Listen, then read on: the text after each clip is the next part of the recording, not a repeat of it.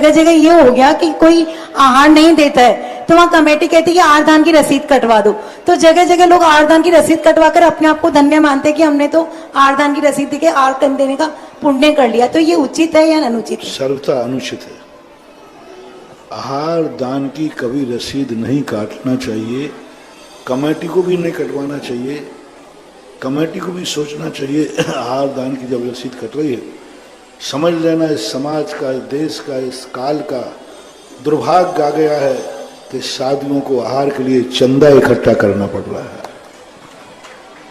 दुर्भाग्य उस नगर का। नियम से जो कमेटियां, जो समाज में साधु के आहार दान के लिए पैसा लिया जाता है, उस समाज में नियम से कभी ना कभी दर्दता आएगी। कमेटियों को स्पष्ट रहना चाहिए, साधु के लिए हम कोई चंदा नहीं करेंगे, वो भी आहार दान के लिए चंदा कभी भूल कर नहीं होना चाहिए।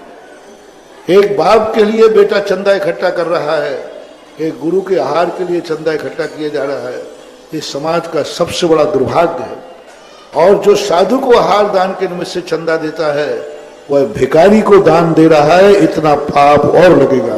यानी साधु के लिए कभी नहीं देना चाहिए। सीधा कहना चाहिए, भोजनशाला में देना ठीक है, जो आपके साधर्मी है, जैसे आप भक्ति कलश के माध्यम से भोजनशाला में देते हैं। साधु के आहार की बात कर रहा हूं। साधु के आहार दान के लिए पैसा कदापि नहीं देना और पैसा कदापि लेना नहीं। आहार दान की गुल्लकें रखी हो तो पूछ लेना, ये आहार दान भोजनालय का है, गौशाला का है कि मुनि महाराज का है। यदि मुनिराजों के त्यागी वृत्तियों के आहार दान के लिए, यानी पिछीधारी कि आहार दान के लिए कोई चंदा किया जा रहा है, बिल्कुल न दो, बहुत बड़ा दोष है, पाप है, अनर्थ है। और चंदा से साधु की सेवा होती है तो उनको साधु पद छोड़ देना चाहिए या समाधि ले लेना चाहिए। पंचकल्याणक में भगवान के आहार दान आदि देते हैं, वो आहार दान का पैसा नहीं है, वो तो तुम कुछ नहीं लाए हो तो वहां से वो सामान दिया जाता है, उसका पैसा है वो।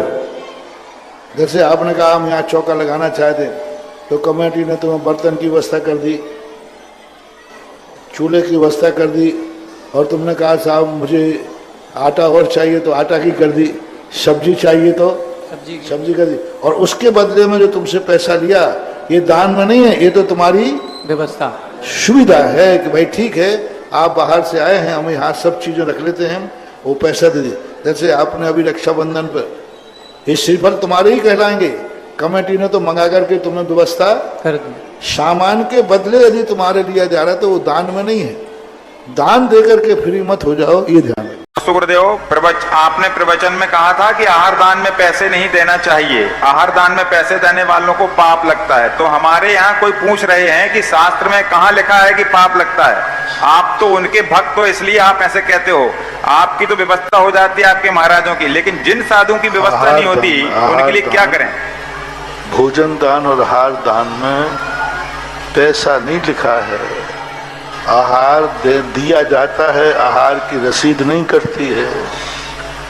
आहार दिया जाता, आहार के उपलक्ष्य में रसीद कटवा सकते हो, आहार की रसीद नहीं करती।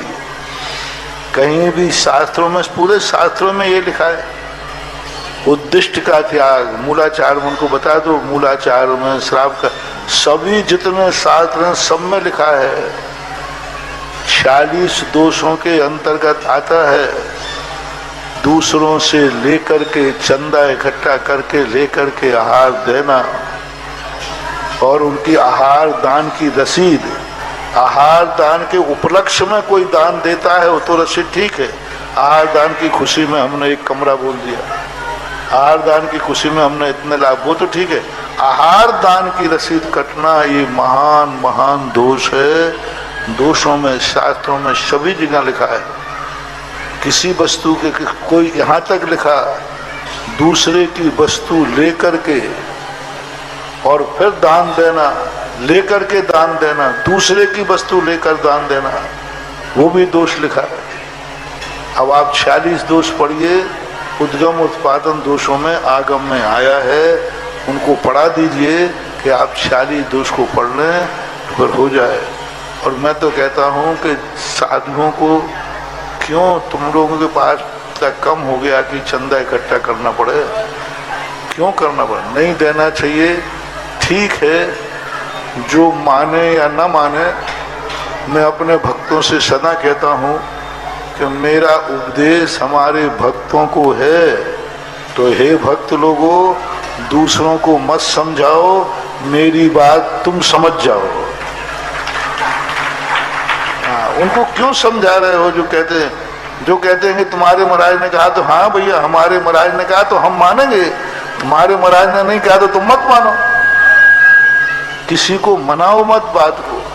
तुम्हें दान नहीं देना, हमारे भक्तों से कहना है कि साधुओं के आहार के लिए दान नहीं देना।